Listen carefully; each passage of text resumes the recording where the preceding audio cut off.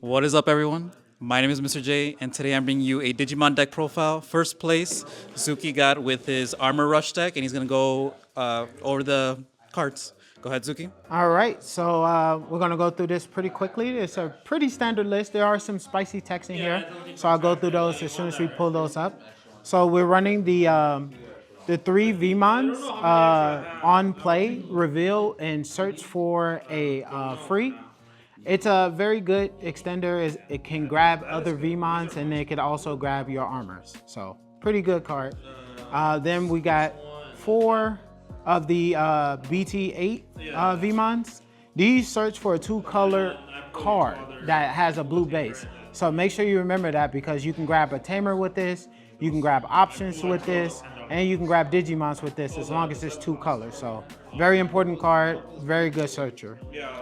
Then we have the 4 unsuspend VMons. So these VMons are super important to the combo, because you're going to be, their goal is to try to purge as much as possible.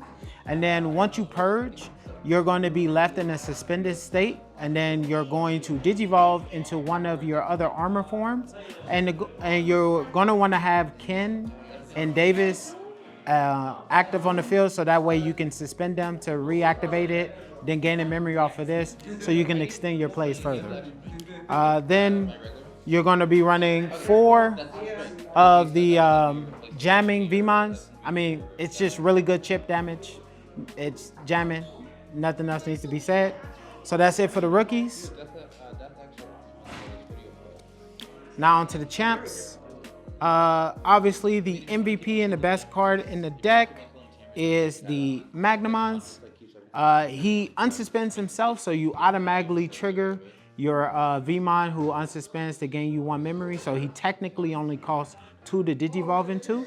He also is a blocker, and he will gain 2K for each armor that's in your graveyard. And the best part about it is if you go into Magnamon Antibody X, he keeps the DP that he gains from digivolving. So if you manage to go Magnamon swing and then digivolve into Magnamon Antibody X, he will keep the additional DP that you gain from the other armors that's in your graveyard.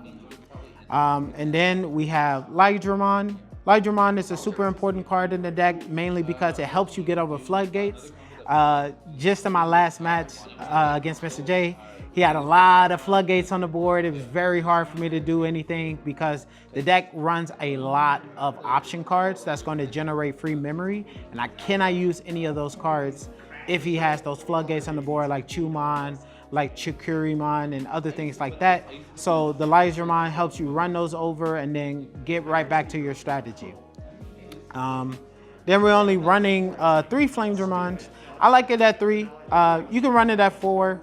I was debating on running it at 4, but 3 is fine. Like there wasn't a situation where I didn't have an armor and I couldn't do my plays. So 3 is fine, but if you want to run more, you can definitely run more. Then one of the best defensive options that you have, and the only 6 that you run in the whole deck. You don't run any 5s. I don't run the spice, I guess, is I don't run Justmon GX? No, Justmon GX, and I don't run Chimeramon. Oh, okay. So I don't run Chimeramon, and I don't run Justmon GX. The reason why I don't run those cards is because you're not always going to have a situation where you have there's going to be times where you're not going to always have 2 bodies on board to go into the Chimeramon. From what I had in testing, it's just better to just play with the idea that these guys are going to die, and you're going to continuously try to use the Davis can to unsuspend, to swing, unsuspend, swing, unsuspend, swing, right? The Davis can is going to give you a lot of memory, especially if you got a Lydramon on field.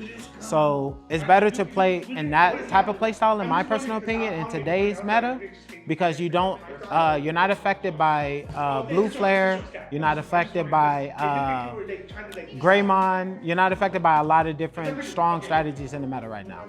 So that is for the champs and the ultimate and the megas. Now onto the options. We run 4 Hammer Sparks. Like I mentioned before, it's super, super, super important to go for your plays. This just helps extend it that much more easier.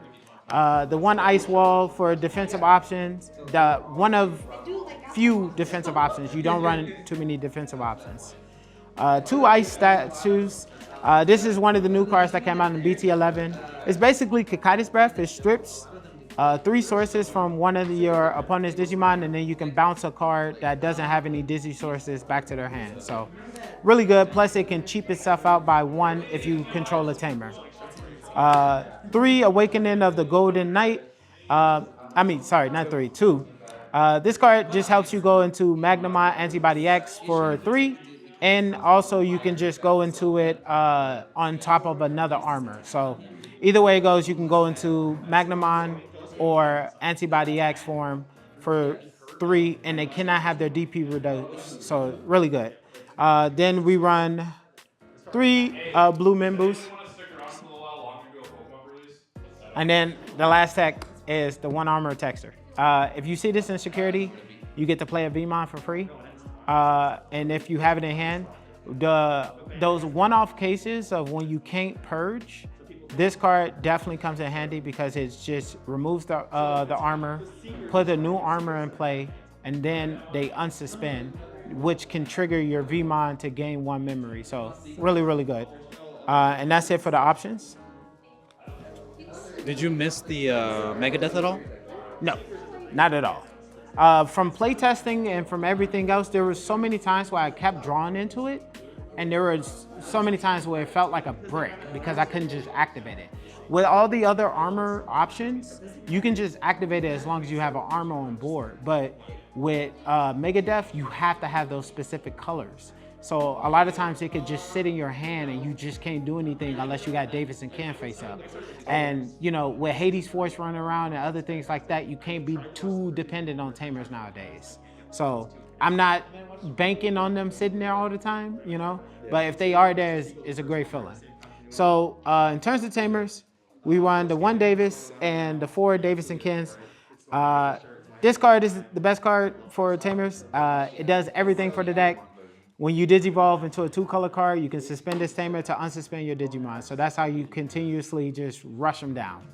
I don't run Red Rocket, so you know I choose to just swing in individually, chip it away, chip it away, chip it away, because Red Rocket can be kind of bricky, and all the other armor cards can be kind of bricky. And this is what I found to be the most consistent armor list for the current meta that we're in. That's crazy. And then I forgot to mention this. This is the last Digimon we run. We run 2 Defects. This is for literally Bloom Lord Knight for Cross Hearts and pretty much any deck that just wants to swarm, like the Merv, Bellstarmon and things like that. You just get rid of the problem card, and then they're just sitting there like, damn, I can't do anything. And you can just continue to swing, and you know, it doesn't hurt your strategy. It doesn't do anything to it. It just helps accentuate your plays better. All right, thank you, Zuki. Yeah, I faced it the last round. You guys will see the final round, but yeah, it was a good deck. A lot of it was very, I don't want to say unorthodox, but it was definitely like his own deck, and it was good. Those Hammer Sparks and those Dual Tamers. Okay, but yeah, Zuki, thank you so much for sharing the deck profile, and thank you guys for watching.